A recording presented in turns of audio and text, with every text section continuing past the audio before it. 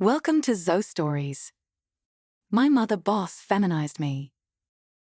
The school bell had finally tolled for summer, unleashing a world of mischief and adventure that beckoned to me as a teenager. Weeks stretched out like uncharted territory, free from textbooks, early alarms, and classroom monotony, a prospect so tantalizing it sparked excitement among my friends. I had grand plans for the holidays, spontaneous road trips, late-night gaming marathons, and endless visits to the local burger joint. Little did I know that the mischievous adventures of my vacation would kick off right in my mother's office.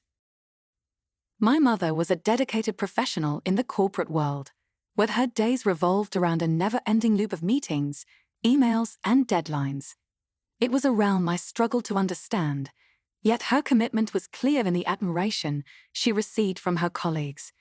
They frequently lauded her for her professionalism and efficiency, with the school year wrapping up. Like many working parents, my mother faced a familiar dilemma. She couldn't take the entire summer off, and I couldn't be left unattended for weeks. So she devised a plan. Why not bring me to her office to keep me occupied during her workdays? As we drove to her workplace that morning, I felt a blend of curiosity and apprehension. I pictured the office as a sterile, lifeless environment, a stark contrast to the freedom and excitement I had envisioned for my summer break. My thoughts were already drifting to possible escape plans, meeting up with friends, or sneaking out for an impromptu adventure. As we arrived, I stepped out of the car and looked up at the towering building, a sense of dread washing over me. The building loomed above, an imposing structure of glass and steel that seemed to scrape the sky. My mother guided me inside, and I immediately felt like a fish out of water in this sea of well-dressed adults, all bustling about with a clear sense of purpose. My mother navigated us through a labyrinth of identical cubicles, each one blending into the next. The place was eerily quiet, save for the soft hum of computers and the faint murmur of distant conversations. I trailed behind her like a reluctant shadow, my curiosity about her world growing with every step. At last, we arrived at her cubicle, a small enclave of personal belongings amidst the corporate monotony. She motioned for me to sit, and I slumped into her chair, feeling like an intruder in this unfamiliar territory. As my mother immersed herself in work, I tried to keep myself entertained by exploring her desk. I rifled through meticulously organized stacks of papers, examined the family photos adorning her workspace, and even attempted to make sense of her cryptic computer screens. None of it captivated me for long. Hours dragged by, and the monotony of office life started to weigh heavily on me. I sighed loudly, catching my mother's attention. She glanced over with a sympathetic smile. She had thoughtfully packed a backpack with books, snacks, and various forms of entertainment, but even that couldn't curb my restlessness. Just when I thought the day couldn't get any duller. My mother's phone rang, and she answered with a sense of urgency. From her hushed tones, it was clear something unexpected had arisen, an urgent client meeting in another town, requiring her immediate presence. My heart sank as the implications dawned on me. She glanced at me with a mix of apology and concern. "I'm so sorry, sweetheart," she said. "I have to leave for a few hours. Can you stay here at the office? I promise I won't be long." I nodded, though my disappointment was evident. The thought of being alone in this dull, unfamiliar place filled me with dread. My mother reassured me that her boss, Olivia, would keep an eye on me. With a hurried goodbye, she rushed out. As my mother rushed out, the office door closed behind her, leaving me alone in the unfamiliar space. Unease settled over me like a heavy blanket. Fluorescent lights buzzed overhead, casting a sterile glow across the cubicles. The low hum of distant conversations felt strangely distant and disconnected, amplifying my solitude. I felt acutely aware of my isolation in this corporate environment. Mum had reassured me that her boss, Olivia, would look after me, But I couldn't imagine what Olivia could possibly do to entertain a teenager on his school holiday, stuck in an office. I opted to remain at my mother's desk, idly shuffling through her papers and feigning interest in her work. Minutes dragged on like hours as I waited for anything to disrupt the monotony. And then, suddenly, there she was, Olivia. She was a commanding presence, radiating confidence and authority. Her presence seemed to draw the attention of everyone in the office. With her impeccably tailored suit, sharp features, and an unmistakable air of authority, Olivia was clearly not someone to underestimate. I observed silently as she made her way toward my mother's cubicle, each click of her heels echoing purposefully. With a polite smile that barely concealed her curiosity, she greeted me, "You must be Laura's son." Her voice carried a hint of amusement as I nodded, slightly taken aback by her directness. "Yes, I'm Alex," I managed to say. Olivia's eyebrow arched ever so slightly, her presence commanding attention. "Well, it's a pleasure to meet you. I'm Olivia, your mother's boss," she said with a poised demeanor. I couldn't help but feel a mixture of awe and intimidation. Olivia was unlike anyone I had encountered before. She was unlike anyone I had ever encountered, possessing an uncanny ability to read me as if she could sense my mischievous nature before I even had a chance to reveal it. For a brief moment, I worried she might scold me or assign me a solemn spot in the office corner. Yet, to my surprise, Olivia had a different plan in mind, with a knowing glint in her eye. Leaning in slightly, Olivia whispered, "I have a feeling you might find this place a tad boring, Alex." I couldn't help but grin at her perceptiveness. "You have no idea," I replied, my guard slowly lowering.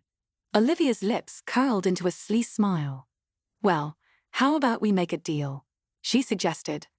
"I promise not to bore you, but in return, you have to promise me that you'll behave." I raised an eyebrow, intrigued by her proposal. "What kind of deal are we talking about, Olivia?" Her eyes twinkled with mischief, reflecting my own spirited curiosity. "Let's just say I have some unconventional methods to keep you entertained." I had no clue what I was about to dive into, but one thing was certain. My school holiday was on the verge of an unexpected twist, all thanks to my mother's enigmatic boss. Olivia's proposition lingered in the air, a tantalizing blend of curiosity and uncertainty swelling within me. As I surveyed the office, its sterile atmosphere began to feel oppressively mundane.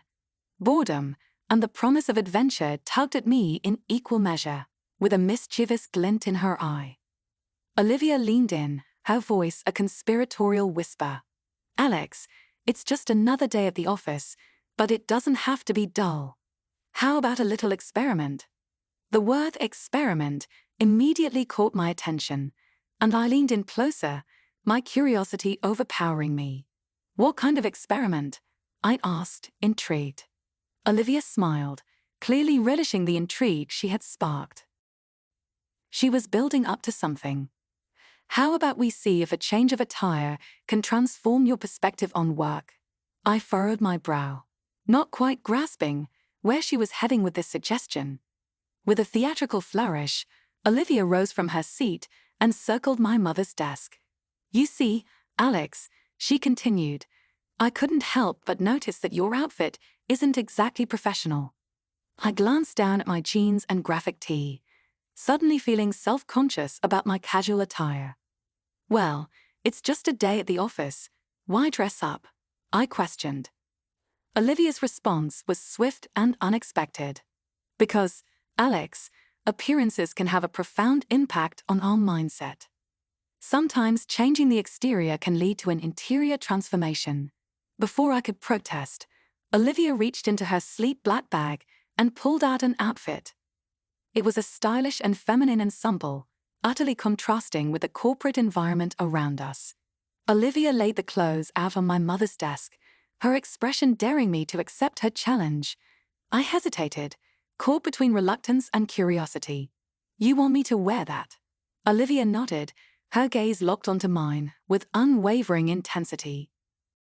"I promise," Alex, it's all part of an experiment, a test of discipline, if you will, Olivia reassured me.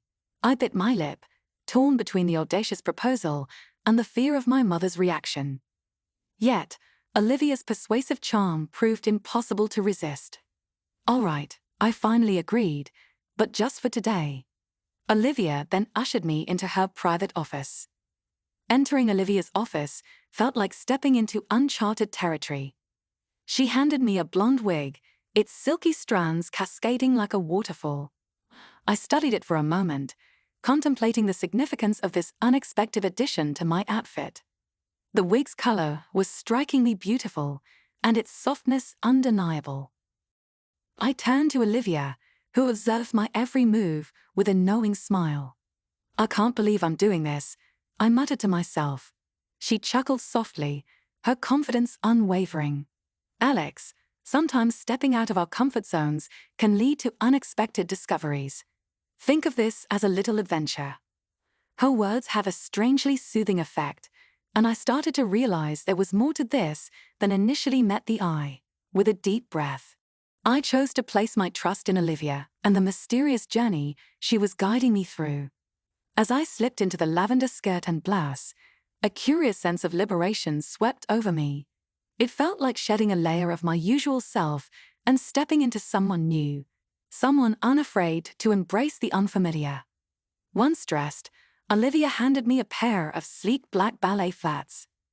Completing the ensemble, her voice blended encouragement with reassurance as I slid into the shoes. I couldn't help but marvel at the metamorphoses. Glancing at my reflection in the office mirror, I saw more than a young man in feminine attire. I saw someone embarking on an unforeseen odyssey. Olivia, her eyes brimming with pride and satisfaction, stepped back, admiring her creation. Alex, you look stunning. But remember, this isn't just about clothes. It's a lesson in discipline, embracing change, and embracing new experiences. I nodded, feeling an unexpected gratitude towards Olivia for her unconventional wisdom. This day had veered into uncharted territory, and I was starting to understand that there were deeper lessons to absorb then. As I stood before the mirror, clad in the unfamiliar yet intriguing feminine attire, Olivia sensed my curiosity and uncertainty in my gaze. With a gentle smile, she motioned for me to sit down. "Let's finish the transformation," Olivia said, arranging an assortment of makeup products on her desk. "Makeup is an art," she added softly, her hands deftly preparing to enhance the canvas before her. "Alex, it's a way to elevate your natural beauty, to uncover its secrets," Olivia explained, sensing my hesitation over this unforeseen makeover. "But why?" I asked, my voice uncertain. Olivia paused, meeting my gaze steadily. "Life, Alex, is about embracing the unexpected. There will be moments where adaptation and growth are essential," she replied, her words carrying a gentle insistence.